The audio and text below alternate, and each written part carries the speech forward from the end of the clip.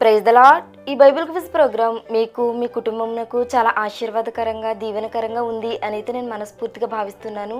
ఎందుకంటే నేను అడిగిన ప్రశ్నలకు మీరు సమాధానాలు చెప్పాలి అంటే తప్పనిసరిగా బైబిల్ని చదవాలి. అలా కొంతమంది అయినా బైబిల్ని చదువుతారు, ఇదొక అలవాటుగా మారుతుంది అనే ఉద్దేశంతో ఈ క్విజ్ ప్రోగ్రామ్ని స్టార్ట్ చేయడం జరిగింది. మొదటిగా నేను ప్రశ్నలకు సమాధానాలను స్క్రీన్ మీద చూపిస్తాను, చూడండి. ఇంకా ఆలస్యం చేయకుండా ఈరోజు బైబిల్ క్విజ్ని స్టార్ట్ చేసేద్దాం. Question number 1. ఈ ఫోటోలో ఉన్న వ్యక్తి స్థానంలో యేసుక్రీస్తు ప్రభువాన్ని సిలువ వేశారు. ఈ వ్యక్తి పేరు ఏమిటి? Question number 2. ఇక్కడ ఉన్న ఒక వ్యక్తిని చుట్టూ ఉన్న వారందరూ కూడా నువ్వు యేసు శిష్యులలో ఒకడువు కదా అని అడుగుతున్నారు.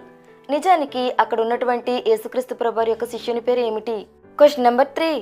ఈ ఫోటోను చూడగానే బైబిల్ గ్రంథంలో గుర్తుకొచ్చే వాక్యం ఏమిటి? Question number 4. యేసు నీవు గనక ఉంటే నా తమ్ముడు చనిపోడు అని ఇక్కడున్న ఒక స్త్రీ యేసుక్రీస్తు ప్రభువారిని అంటుంది. ఆ స్త్రీ పేరు ఏమిటి?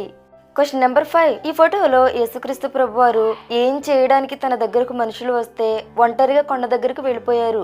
చూసారు కదండి. ఈ 5 ప్రశ్నల్లోని వ్యక్తులు ఎవరు, ఆయా సందర్భాలు ఏంటి అనే విషయాలు మీకు తెలిస్తే వెంటనే నాతో కామెంట్ సెక్షన్లో షేర్ చేసుకోండి. ఒకవేళ ఈ 5ంటికి మీకు సమాధానం తెలియకపోతే నెక్స్ట్ వీడియోలో ఈ 5ంటికి సమాధానం చెప్పడం జరుగుతుంది. అప్పటి వరకు మన ఛానల్ని చూస్తూనే ఉండండి. Praise the lord.